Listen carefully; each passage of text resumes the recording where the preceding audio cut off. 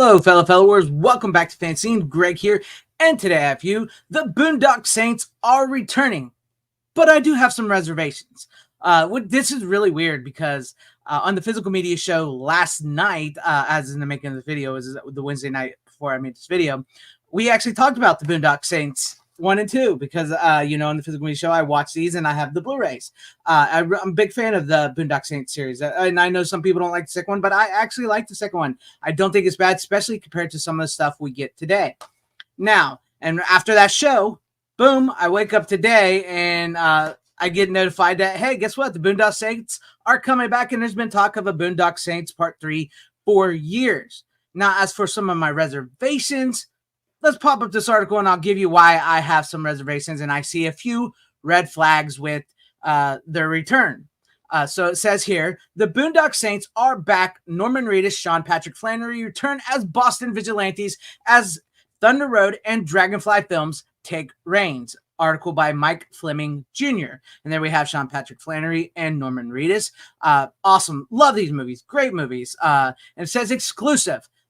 Now we're going to get into why I have some reservations about this. It says, exclusive, the rebirth of the 1999 cult favorite film, The Boondock Saints, is upon us. Thunder Road, the producer behind the John Wick films, has stepped in and joined rights holder Dragonflies to make what they are calling a universe expansion of the action film franchise about the fraternal twin Irish brothers who raise holy hell to rid their Boston hometown of criminals. That is some of my reservations right there. I love the fact that the first movie here is a small independent film from 1999. It's not a world-building universe Marvel John Wick style movie. It's not. Not every action film needs to be John Wick. I love the John Wick franchise. I love the first two movies. I love the first, three movies. The fourth one, I can't say I actually liked that much. I thought it had some problems. I thought the world got too large for the character of John Wick, and they didn't focus a lot on John Wick. And I really don't want that to happen to the Boondock Saints. I'm all for the brothers returning for a third movie to round out a trilogy, and especially after the way the second movie ended, if you know how to end it. And I mean, it does bode well that the John Wick producers, even though it's not the creators of John Wick, it's their producers are behind them and want to make a new one. But that gives me pause. And this is the second thing that gives me pause, because it says in the current configuration, Troy Duffy, who wrote and directed the first two movies, will step aside as directing. Look, they can't even write it. I said step aside as director, it should say, after creating and helming the original and the 2009 sequel, Boondock Saints, All Saints Day. Both films starred The Walking Dead's Norman Reedus, Sean Patrick Flanery as the McManus brothers, with Billy Connolly playing their father. Spoiler alert, why don't you tell everybody right off the bat? That gives me pause, because Troy Duffy is the creator of this, and it's when you get rid of the creator and the director, and he's no longer writing and directing, it has nothing to do with what he created, that can be bad. But also at the same time, as we've seen and we talked about a lot as well, people like James Cameron and George Lucas can't leave their creations alone and are slowly ruining their creations with what they're doing. This continues with Reedus and Flanery, which is a good thing. Again, I know Sean Patrick Flanery is a pretty cool guy. He doesn't stand for a lot of woke Hollywood stuff. He's pretty cool in that way. So that bodes well, because he seems to be a pretty cool dude. It says, we'll reprise their roles, and the search is on for a new director. Duffy. Now this tells you. All right, it says Duffy plans to write a series of books about the Saints, continuing their story that way. So therefore, the original Boondock Saints 3, which probably would have been a smaller, concise film, because like I said, we have one, we have two. It tells one whole story, basically. I know people don't like part 2, but I don't find it as bad as most people do. I understand the complaints, though, but it tells one story in a small world set amongst these two brothers in Boston. It does give you a hint, maybe something larger at the end of the second movie. But once you start opening that up, and I think that's also sort of what killed The Walking Dead, is you took it from the small group of people and you opened it up worldwide. A whole lot of problems and complications arise from that. And like I said, I don't need a giant world. Give me a good character study. Like, it was really great to see these two brothers. Who are these brothers? Where are their fathers? Why are they having these dreams about God telling them it's time to clean up their neighborhood? And their father just so happens to be Billy Connolly, who worked for the mob, who was this expert hitman and stuff. That's fun. And the mob, and keeping the mob central in Boston, right? And that I like, but I don't necessarily need this. And this is some more. This is some more where I get to a little. It says there might be a renaissance going on for these action franchises, with Amazon expecting big streaming returns beginning today on Doug Liman and Joel Silver's reinvention of Roadhouse. Look, with Jake Gyllenhaal, that movie doesn't look like Roadhouse. That movie looks awful. I even heard there's CGI fistfights in the Roadhouse. CGI fistfights.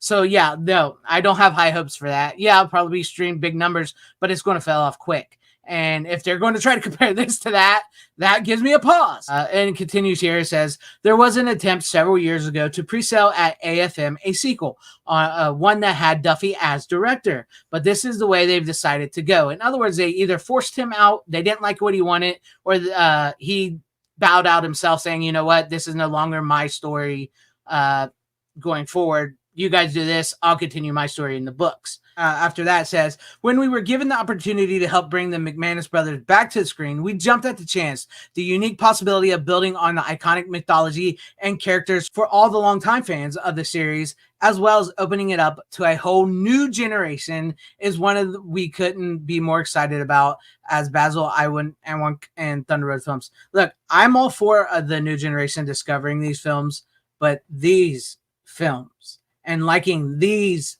films first. Not see, that gives me pause there, because when they say we want to give this to a new generation, what they're saying is we want them to see this movie and this be their Boondock Saints and go from this point on, which is what they, you got to sell the movie, but they need to see these first and understand where we're coming from, where the McManus brothers are coming from. That's the way I see it. And it continues on down here. It says, from the moment I saw the first film, it has been my dream to be able to add to the amazing story of the Boondock Saints. I've been in discussions with Sean Patrick Flannery and Norman Reedus for over 10 years to bring this dream to a reality, said Todd Myers of Dragonfly Films. Norman Reedus said, I'm thrilled to be working alongside Basil. I'm not pronouncing his last name. It sounds like I wanks. Thunder Road Films and Todd Myers, Dragonfly Films, to bring more of the story of the Boondock Saints to audiences. I can't wait for everyone to see what we have long been working toward. We are pressing on without our longtime friend and captain, Troy Duffy, on this one. He has decided to write a book, Boondock Saints book series, and I can't wait to read that. So, I mean, yeah, it's awesome. Reedus is back and he has nice things to say, but he's also that little, we're going on without Troy. And I can understand why Norman Reedus and Sean Patrick Flannery might want to do this. I mean, like, there's a, hey, John Wick? We did John Wick. You saw how big that comes. You guys come back and we'll do, like, not everything needs to be John Wick. Not that those aren't great movies. It's just not everything needs to be John Wick. Sean Patrick Flannery said, Basil and Todd are the perfect partners to bust the brothers out of prison. With Basil and Todd at the helm, this will be the best Saints yet. So now it's time for the brothers to break out the peacoats, reload, and get back to work. Duffy's deal was brokered by original artists and the Russian Law Group.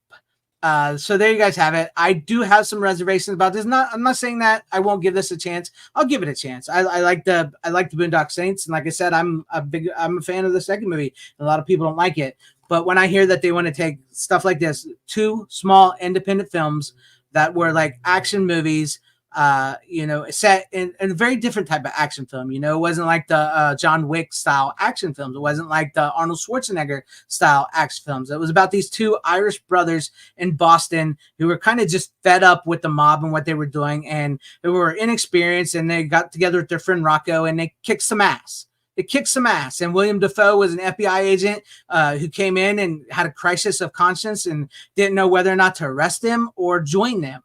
And then the second one tried to continue that a little bit, and it did have some flubs and falls in that one, but I really enjoy it. And it gives a great speech by the character of Rocco, who comes to the McManus brothers in a dream sequence and tells them, about men. We build shit up, and when it falls down, we build it back up. We stuff our feelings down. We drive fast. We smoke. We drink. We kick ass. We're men. And I love that speech in the movie, and it really sets tone for what the movie is. And it's like John Wayne died with 8 pounds of undigested meat in his belly. That's a and man, and I miss that, and I don't need to see the world expand from Boston to England to maybe we got a continental in the Boondock Saints world. Maybe there's a whole world of the Boondock Saints that we didn't know about, and these two just happen to step into it. There's more people like them, and somehow there's a conglomeration.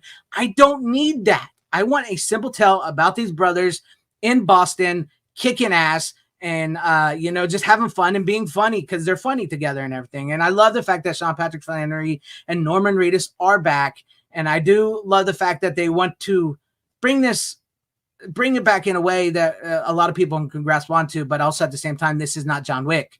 This is not an action franchise.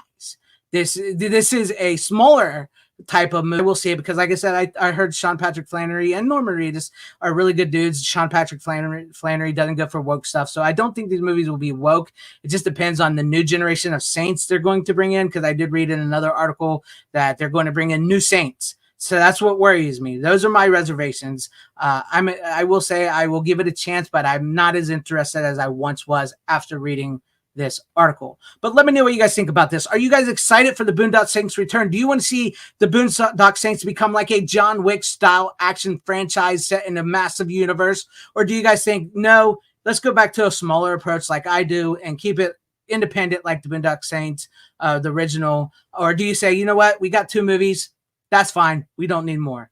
Let me know all that in the comment section down below. And if you liked what you saw here, maybe consider hitting that like button or subscribing and hitting that bell for notification. That would be awesome, my friend. Your guys' subscriptions, or share the video out for everybody to see, or join and become a channel member, because that would help out my channel immensely. Thank you, and shout out to all my channel members. I appreciate each and every one of you guys. Thank you guys for being channel members here and for all of your support. And to everybody watching, whether you like me, hated me, or liked this video, or hated this video, I thank you for sticking this long. Wherever you all are, please have a great, safe, happy, healthy day, morning, afternoon, evening, and night. Always support physical media. It truly is the superior format. Godspeed.